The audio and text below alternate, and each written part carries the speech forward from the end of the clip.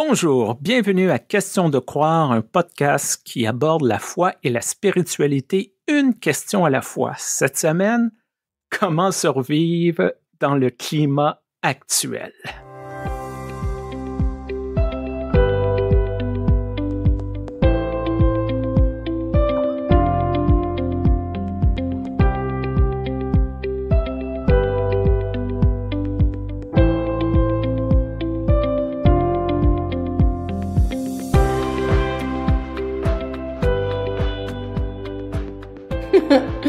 Ah, le climat actuel.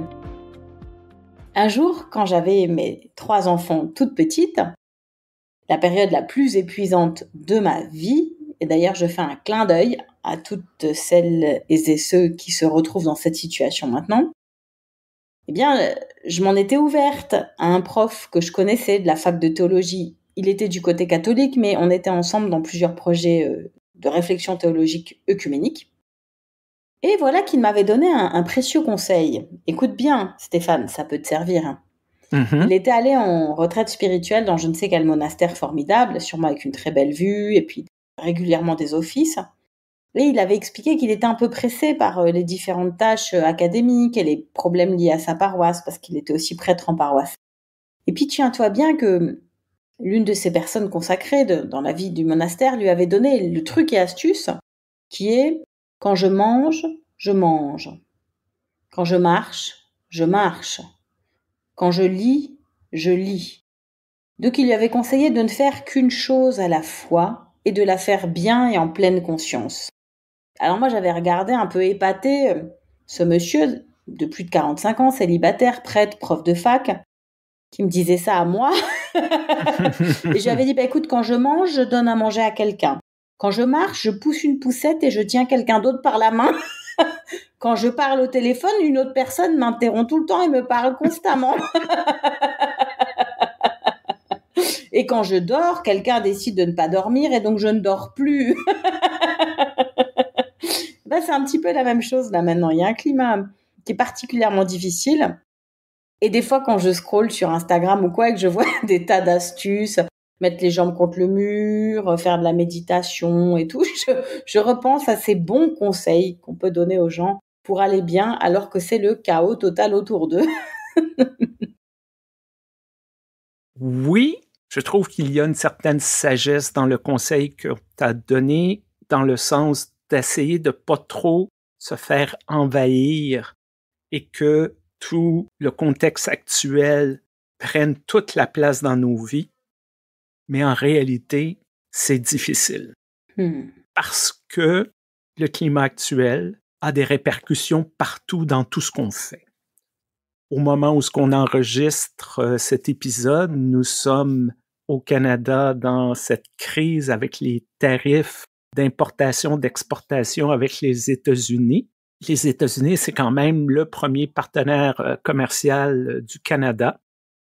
Et on peut dire, bon, c'est une crise, les marchés fluctuent et tout, mais ça a des répercussions à l'épicerie.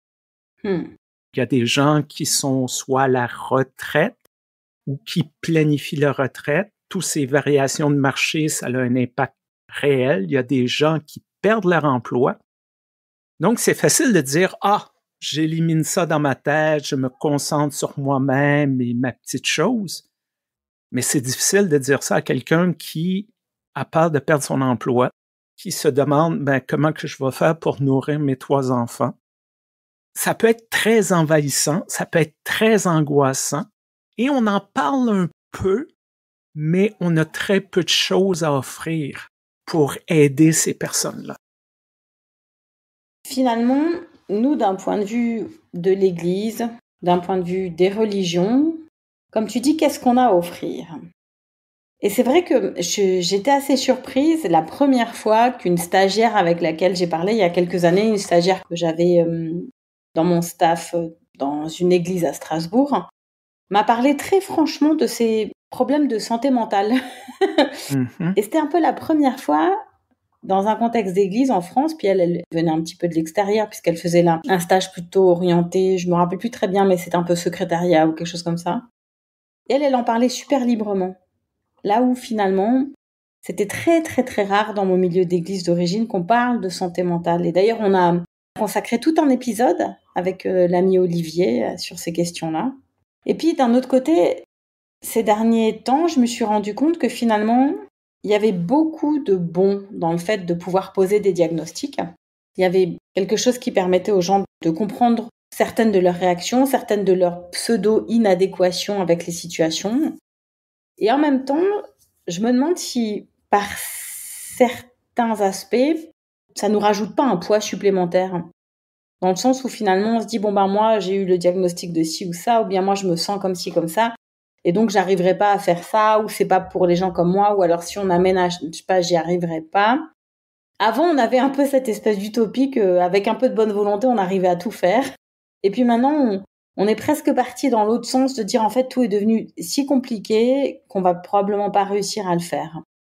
Et ça, c'est quelque chose qui m'inquiète aussi par un bout. Et je trouve que du coup, en église, ce qui pourrait devenir de plus en plus notre force, c'est d'être accessible à tous et à toutes.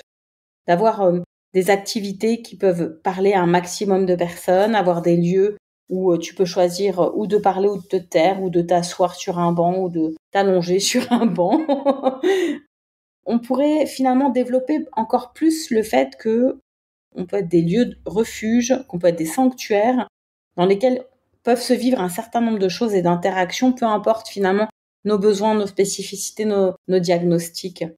Et j'espère comme ça qu'on arrivera à contribuer à quelque chose d'un peu plus sain dans le climat actuel. Et du reste, je me rappelle que finalement, Jésus, il avait des fois un petit comportement autistique, si on y pense un peu. Après, voilà, je veux pas faire un diagnostic sauvage sur Jésus, mais quand d'un seul coup, il disait aux uns et aux autres, j'en peux plus, là, je suis sursaturé d'informations, je vais me mettre là-bas, et on me fout la paix. Quand il prend cette décision ultra radicale d'aller au désert, on sent vraiment qu'il est en surstimulation et qu'il a besoin qu'on lui foute la paix, qu'on lui laisse un grand espace devant lui. Et nous, on a de plus en plus de mal dans nos sociétés à couper. Alors moi, je suis la première à être sur les réseaux sociaux, je suis la première à m'intéresser à plein de choses. Mais l'autre fois, je voyais un documentaire qui disait qu'il y a des jeunes, et peut-être mes filles en font un peu partie, j'espère que non, pas jusqu'à 12 heures par jour sur les réseaux sociaux. 12 heures. Alors bien sûr, il y a aussi les gamers qui font quand même aussi des trucs d'interaction sociale. C'est pas juste scroller. Il y a toutes sortes de façons d'être sur les internet ou les réseaux sociaux. Il y en a pas des qui sont meilleures ou moins bonnes. Il y a juste différentes façons d'y être. Et quelles sont nos possibilités de nous couper un peu de toute cette agitation du monde? Moi, j'ai tendance à espérer que dans les églises, on cultive ce genre de choses. Moi, j'ai beaucoup d'admiration pour mes collègues qui partent 3, 4, 10 heures en forêt avec des enfants, avec des jeunes, avec des adultes et qui leur proposent de couper. Il me semble que c'est ce qu'on a à offrir. Il y a plusieurs personnes qui s'attendent que les églises soient ce lieu de résistance au climat actuel. Oui, peut-être, mais en même temps, un peu comme te soulever, il faut prendre soin de soi. L'exemple que j'utilise souvent, c'est ce qu'on appelle ici les aidants naturels. Ces personnes qui prennent soin peut-être de parents âgés, d'enfants qui ont des problèmes spécifiques, qu'ils font par amour, mais ça demande beaucoup de temps, ça demande beaucoup d'énergie. Et ce qu'on leur dit, c'est si vous vous épuisez, on n'aura pas seulement, entre guillemets, un problème, mais 2 problèmes. On va avoir une personne en perte d'autonomie et une autre personne en épuisement. Donc, il faut faire attention à soi pour pas se brûler. Et c'est vrai qu'on est constamment confronté à des problèmes qui semblent immenses, qui semblent trop gros pour nous. Ça peut être décourageant. On peut se demander, mais moi, je suis qu'une seule personne, comment que je peux changer la façon dont les systèmes internationaux fonctionnent? Peut-être une façon, c'est de revenir à soi, un peu comme tu dis. Moi, j'ai arrêté d'écouter les téléjournaux parce que c'était trop difficile émotivement. Et peut-être arrêter d'avoir des conversations avec des gens qui ne sont pas là pour échanger, mais pour débattre et gagner un argument, des gens ce que j'appelle endoctrinés souvent on dit, il faut garder les canaux de communication ouverts avec les gens différents. Peut-être, mais est-ce qu'on est vraiment obligé d'être en contact avec des gens nocifs, des gens toxiques, des gens qui ne veulent rien savoir de nos points de vue, sont juste là pour régurgiter la propagande, régurgiter ce qu'ils croient être parole d'évangile et qui ne l'est pas. Donc, il faut prendre soin de soi. Il faut faire attention à soi. Et c'est pas se désengager, c'est juste de dire, il y a des moments que, oui, il faut être de la bataille. Il y a des moments où il faut se protéger.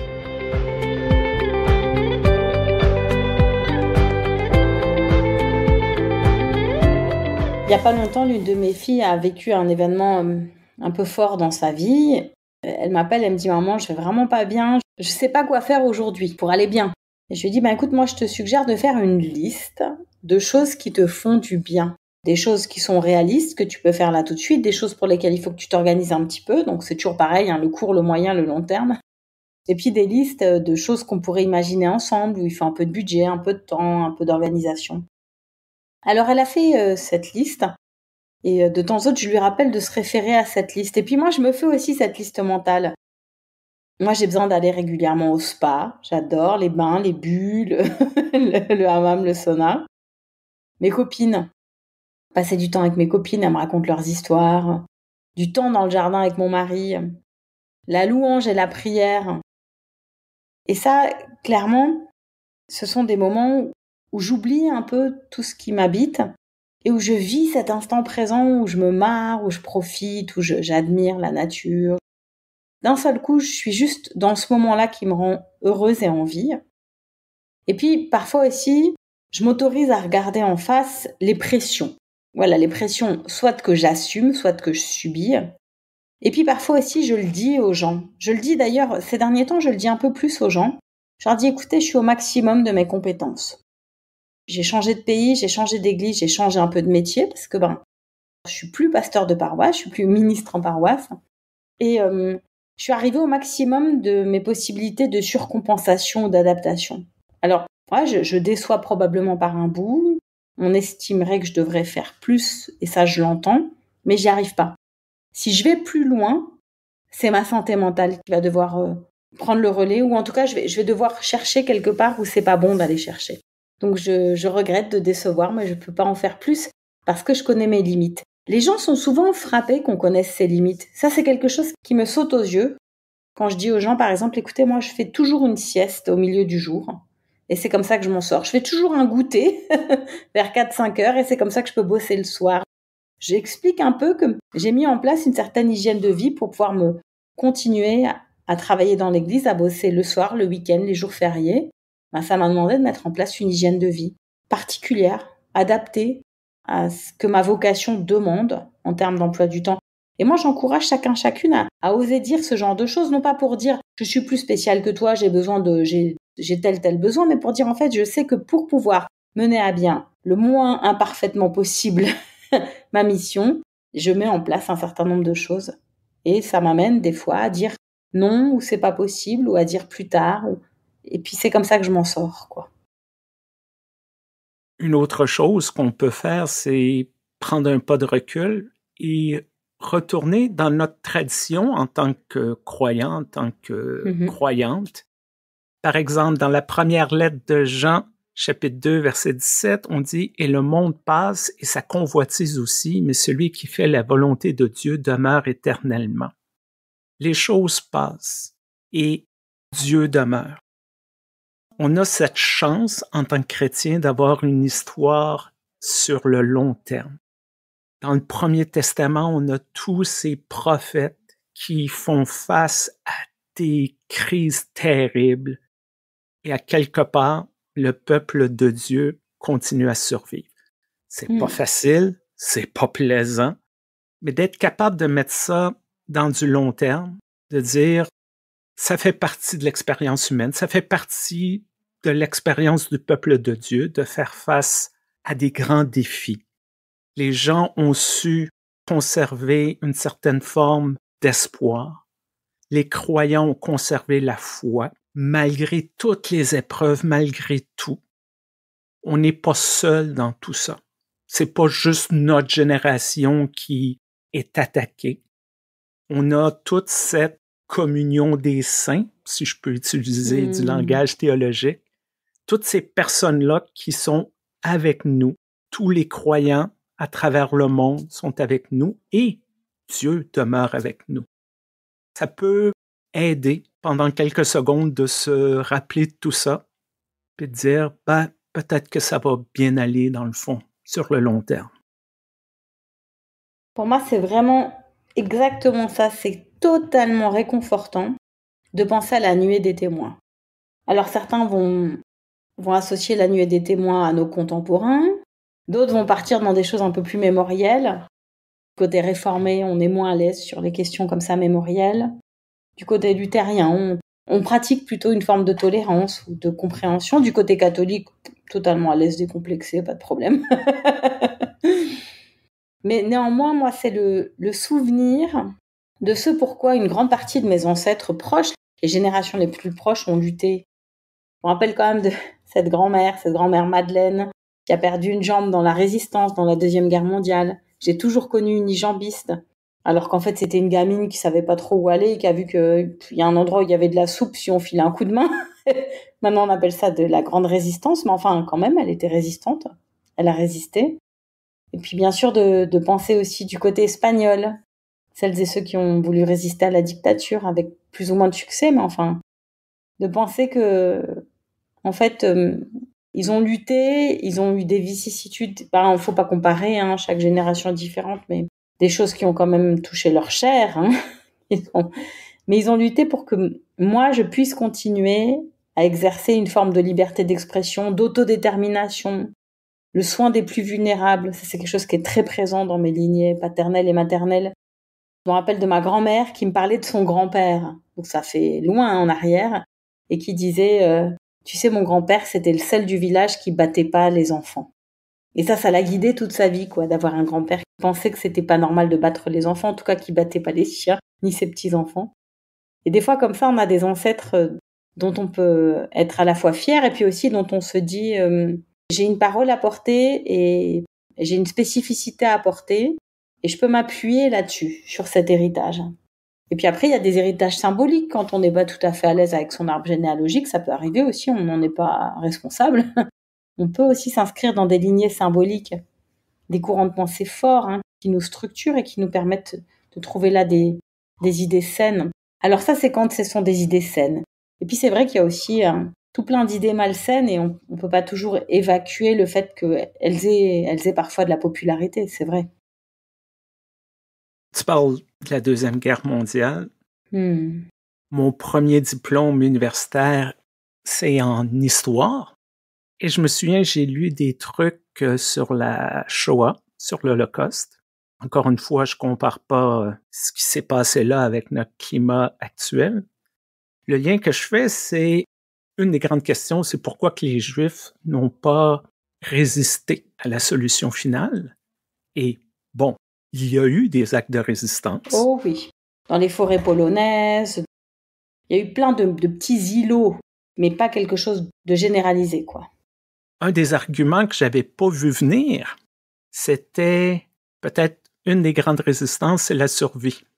C'est vrai. Je fais toujours aussi le lien avec la bande dessinée Maus, très grande bande dessinée où l'auteur raconte l'histoire de l'Holocauste à travers son père.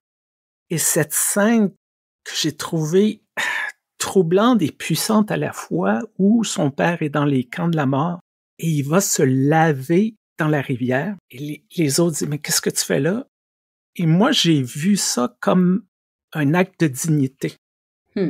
Je suis un être humain. J'ai le droit d'être propre. Ça n'a rien changé, malheureusement, dans le grand ordre des choses.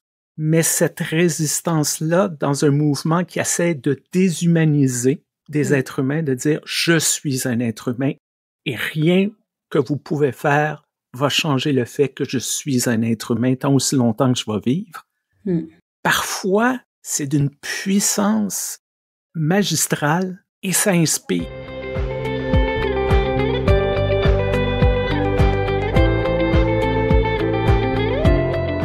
Avant, on parlait de rester déconnecté à certains moments, d'essayer de se protéger aussi de tout ça. Mais c'est compliqué parce que une partie de la vie sociale se passe maintenant sur les réseaux sociaux. Et donc, du coup, on est tous et toutes en train d'essayer de gérer notre lien aux réseaux sociaux, à la fois d'y être quand même assez pour être informé. Moi, par exemple, je travaille beaucoup avec la jeunesse, donc je voudrais pas me couper d'un certain nombre de choses. Et en même temps, de pas y être trop, pour pas d'abord s'épuiser les yeux, la tête, puis pour pas voir trop de choses terribles.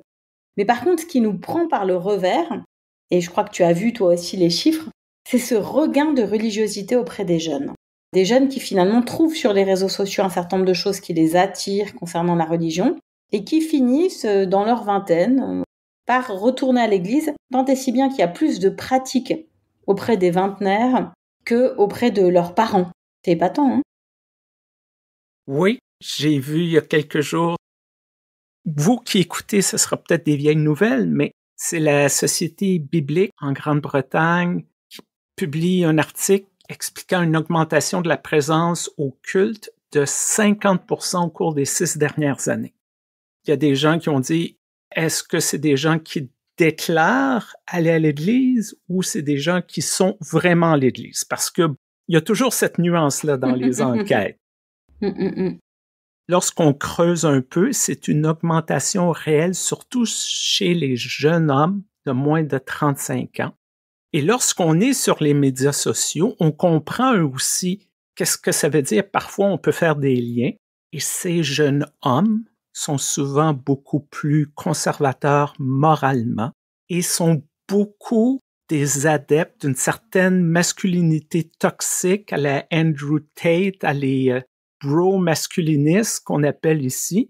Donc, si on regarde ça statistiquement, on se dit « Ah, c'est merveilleux, on a enfin des jeunes qui viennent à l'église, enfin des jeunes hommes qui viennent à l'église. » Mais si on comprend ce qui se passe sur ces médias sociaux-là, comment que c'est des vecteurs de radicalisation, de masculinité toxique, et que ces jeunes hommes-là viennent à l'église pour une espèce de modèle de l'homme qui domine la famille, une espèce d'image d'un patriarcat d'une autre époque, on se pose des questions.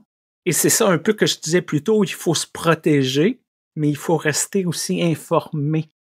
Moi, j'ai un fils de 15 ans, je suis pas au-dessus de son épaule, mais plusieurs fois, je lui demande qu'est-ce qu'il consomme sur Internet. C'est vrai.